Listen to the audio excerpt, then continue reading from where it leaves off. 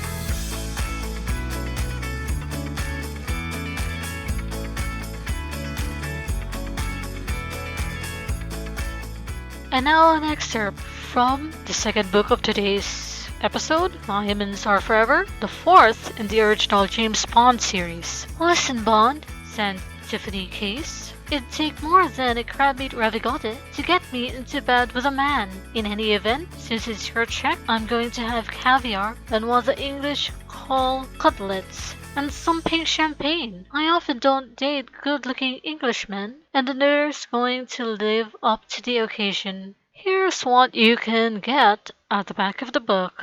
Meet Tiffany Case, a cold, gorgeous, devil-may-care blonde, the kind of girl you could get in a lot of trouble with if you wanted. She stands between James Bond and the leaders of a diamond smuggling ring that stretches from Africa via London to the States. Bond uses her to infiltrate this gang, but once in America, the hunter becomes the hunted. Bond is in real danger until help comes from an unlikely quarter, the Ice Maiden herself. Alright, now to my actual book review of the book Diamonds Are Forever, the fourth in the James Bond series by Ian Fleming. Genre fiction, mystery, thriller. Number of pages 230. I started reading this book on October 21, 2021, and finished reading this book on October 26, 2021. And it was an ebook format. I would definitely recommend this book. Diamonds Are Forever is a novel by Ian Fleming featuring his popular character James Bond. In this novel, Bond is assigned the task of infiltrating a diamond smuggling ring that begins in Africa, travels through England, and eventually ends in America. As a part of the mission, Bond smuggles a package of diamonds into New York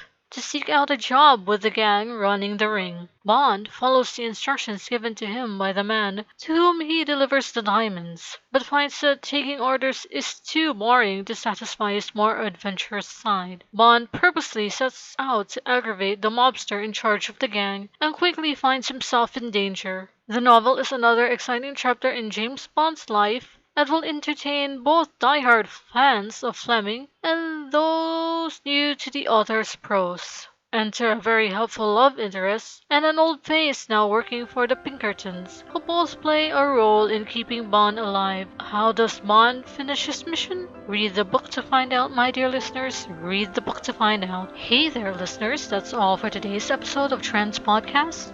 You can find Trenz Podcast on Apple Podcasts and on Spotify. Don't forget to follow or subscribe and leave a comment.